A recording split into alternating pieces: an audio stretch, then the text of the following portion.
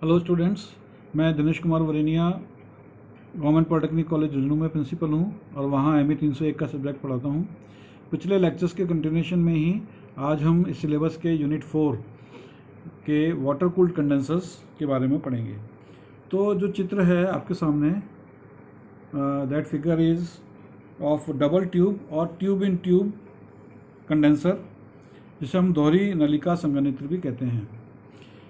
चित्र को अगर हम देखें तो इसमें नली के अंदर नली कंसेंट्रिक ट्यूब्स हैं वो लगी हुई हैं, और जो बाहर की ट्यूब है उसमें अगर हम ऊपर की तरफ देखें तो hot vapour refrigerant from compressor वो प्रवेश करता है ऊपर से बाहर की नली में, और नीचे आते आते वो लिक्विड रेफ्रिजरेंट टू रिसीवर बिल्कुल एकदम द्रव्य के रूप में या लिक्विड के रूप में वो परिवर्तित हो जाता है। ठंडा जल है वो नीचे से प्रवेश करता है कंडेंसर में, और प्रत्येक ट्यूब में उसकी पूरी लेंथ के अलोंग वो फ्लो करके और बाहर ऊपर ऊष्मा शोषित करते हुए बाहर निकल जाता है। तो ऊपर से जो हॉट वेपर रेफ्रिजरेंट आ रहा है कंप्रेशर में से, वो अंदर वाली ट्यूब में ठंडे जल की जो नलिका है उसको अपनी ऊष्मा प्रदान करती है। वो रेफ्रिजरेंट अपना ऊष्मा प्रदान करता है और नीचे आते आते वो लिक्विड में कन्वर्ट हो जाता है, और यह जो ऊष्मा है ये जल के द्वारा ले ली जाती है और बाहर निकलते हुए जो जल है वो गर्म हो जाता है।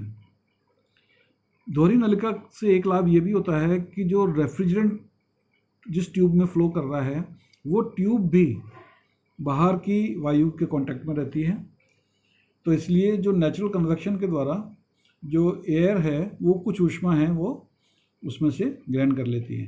तो जो रेफ्रिजरेंट है वो अंदर की तरफ तो जल को अपनी ऊष्मा देता है, और बाहर की ओर है वो वातावरण की वायु को अपनी ऊष्मा देता है।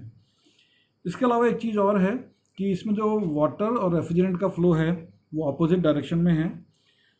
ये विपरीत दिशा होने के कारण हमें ऊष्मा अंतरण की दर है वो अधिक प्राप्त होती है। इस प्रकार के जो संघनित्र हैं उनकी रचना जटिल है, इसलिए हम इसको 10 टन की रेफ्रिजरेशन कैपेसिटी वाले रेफ्रिजरेशन प्लांट्स के लिए इस्तेमाल करते हैं। दूसरा जो फिगर है, जो टाइप है कंडेंसर का, वो है शेल एंड कॉइल कंडेंसर। तो इस कंडेंसर के अंदर अगर हम देखें तो वही ऊपर से बिल्कुल ऊपर जो है हॉट रेफ्रिजरेंट वेपर रेफ्रिजरेंट वो एंटर कर रहा है एक शेल के अंदर, और नीचे लिक्विड रेफ्रिजरेंट के रूप में वो बाहर रिसीवर में जा रहा है। इसमें लिखा हुआ है रिसीवर में जा रहा है, परंतु स्टूडेंट्स ये कंडेंसर है, इसका जो निचला भाग है, जैसे कि हम यहाँ पर देखेंगे कि देखिए ये लिक्विड रेफ्रिजरेंट यहाँ भरा हुआ है नीले कलर में, तो ये कंडेंसर खुद ही रिसीवर की तरह भी कार्य करता है। ठंडा जल है वो अंदर प्रवेश करता है नीचे से, और बाहर है वो गर्म जल निकल जाता है।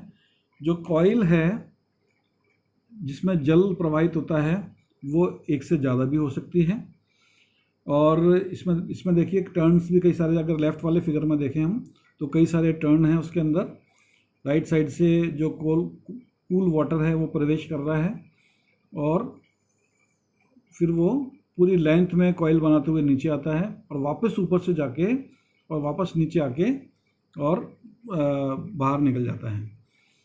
ऊपर से जो हॉट वेपर रेफ्रिजरेंट एंटर करता है वो बाहर की तरफ तो उसकी जो शेल की जो बॉडी है उससे बाहरी वातावरण को यानी कि एयर को ऊष्मा प्रदान करता है और उससे ठंडा होता है, और अंदर की ओर जो ठंडा जल जो प्रवाहित हो रहा है उसको ऊष्मा देकर और लिक्विड के रूप में कन्वर्ट हो जाता है।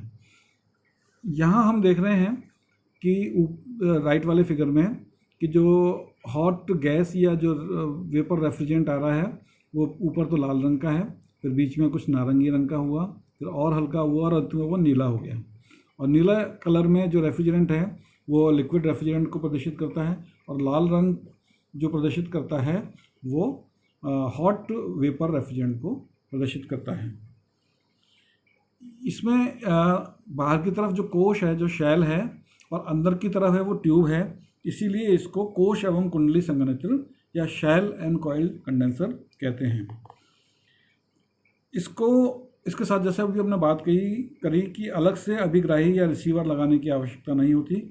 इसका नीचे का खुद का पार्ट है वो रिसीवर की तरह कार्य करता है।